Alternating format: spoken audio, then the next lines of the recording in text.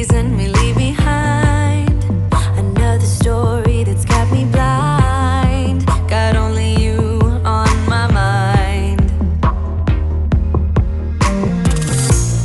I couldn't face what I couldn't find.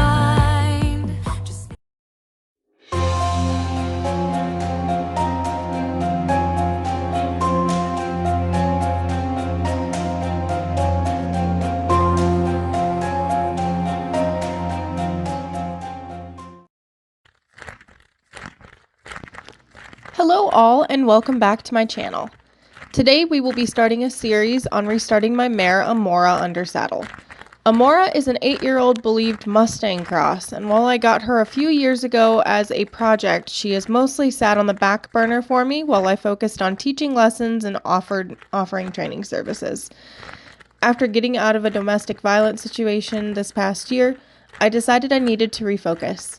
So rather than giving lessons and accepting training clients as my primary focus, my goal over the next 2 years is to focus on furthering my horsemanship education, put time into my herd, and focus on getting the Blind Horse Project and my social media goals up and running.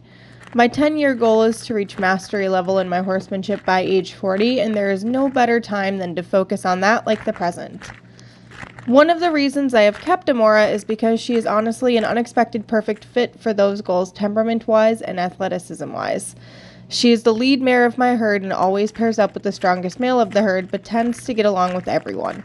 The root personality traits I see in her that lead me to believe she is a perfect fit for some of my goals over the next few years include being sensitive, extremely kind, inquisitive, playful, and extremely smart.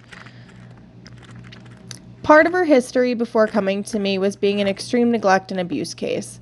The previous owners told a story where they had to keep her in their kitchen over a portion of the winter when they first got her because she was so emaciated she couldn't handle the cold or stand for long periods of time.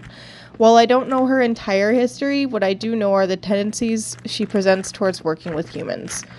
Overall, currently she has a firm standing opinion that when humans come around with the halter, she would rather be somewhere else. She goes from being kind and playful in the pasture to being reactive and spooky when with humans, and has a tendency to go inward mentally and then blow up. Amora cannot mentally handle any dual pressure on both rein sides of her face. She responds to that type of pressure by panicking and rearing the majority of the time. She doesn't prefer to be touched, even when you do have the halter on, even on her scratchy spots the majority of the time. My more immediate goals with her are to help her begin to melt and let go around humans, and have her begin to enjoy our sessions together rather than her simply waiting to be put back. Now, just as an overview of what I have been doing in this video, the purpose of this exercise is to help teach Amora a pattern to help her self-regulate in stressful situations, as well as to teach her to start looking to me for guidance during those situations she deems worrisome. This video was taken on session 3 with the flag, so keep in mind I didn't start with the flag itself this way. I actually started by leading her around the round pen while walking away from her while flapping it until she could handle that completely relaxed. But I specifically recorded here to share a simple but effective pattern with my viewers. The basic goal is to get Amora to voluntarily look at me and bend her ribs when she does, to get the flag to stop waving for a moment. She then gets a reward, and the action of chewing the reward actually helps to chemically change the direction her brain is going, to switch it from the fearing side to the relax and eating side. You'll notice when horses spook, if they have something in their mouth, they will generally quit chewing for the moment until they decide that the threat is gone. Encouraging them to begin chewing actually quickens the calm down process and helps them get unstuck. Teaching Amora to fully bend her ribs when she looks at me also puts her in a physical position that changes her brain chemistry at its base level. When horses spook, they have a tendency of putting their head up high, shifting their weight to their back end, and tensing their muscles in preparation of flight. When their head goes down instead of up and their rib cage bends instead of straightens, it sends a different signal to the brain to tell the body's systems to begin to quit sending adrenaline through the system and to start relaxing. Now, you'll also notice that there have been times where I reward her for glancing at me and times where I ask her to fully bend. The goal is to get her to fully bend towards me every time, but each different zone of her body elicits a new challenge for Amora.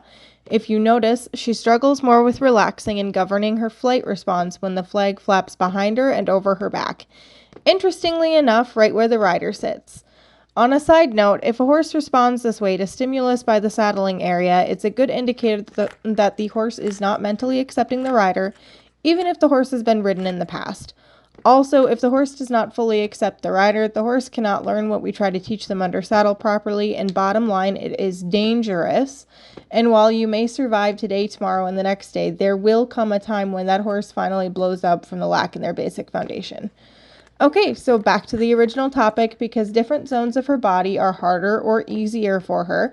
To make sure Amora feels successful so I can create a willing horse, I reward more for less on the areas that are harder for her and ask for more tries in the zones of her body that are easier for her.